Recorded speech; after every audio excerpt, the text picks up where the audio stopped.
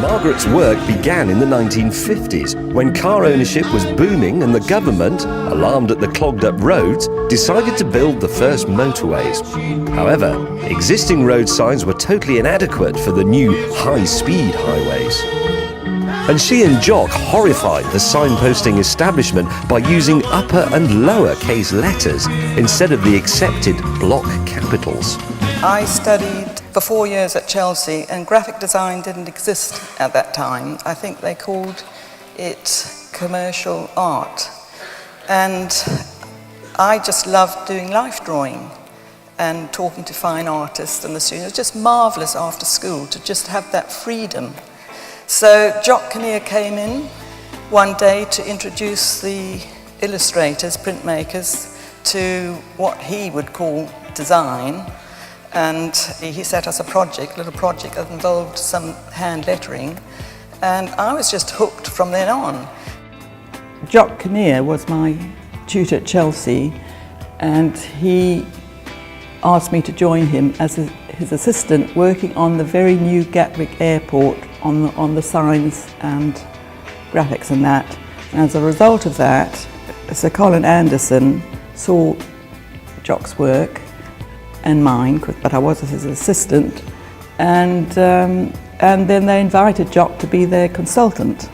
With the road signs, we had to start from scratch. So when you start from scratch, you obviously look at what they've got already, which of course we did do, and then there's this big committee called the Anderson Committee for the motorway signs, and then this amazing civil servant, T.G. Usborne, very different from the current civil servants.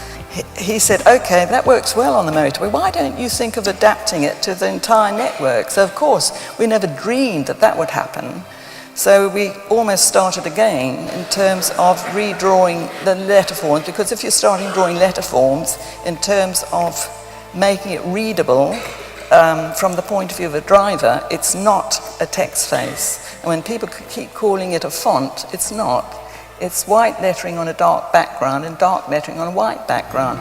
The story I read about you was that you did that sign, and then the joke emerged, it was a man struggling with an umbrella, and that joke's been around for years, and that annoyed you, and you wished you'd done it slightly different. Well, I would have put a shoulder on it just, and I...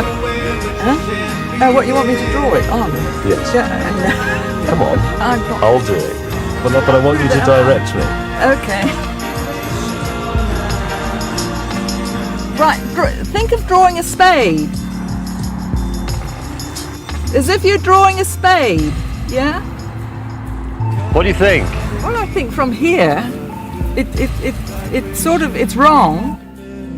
It's about asking the right questions and knowing who you're designing for. And with the road signs, it's from the point of view of the driver. And so, yes, of course we looked at typefaces because there wasn't anything else to look at. And you work out the actual weight of it. You think about the right ratio of the width of the letter to the X height, and whether it's white on a dark background or a dark letter on a white background. With most designers, they've got two sides of them.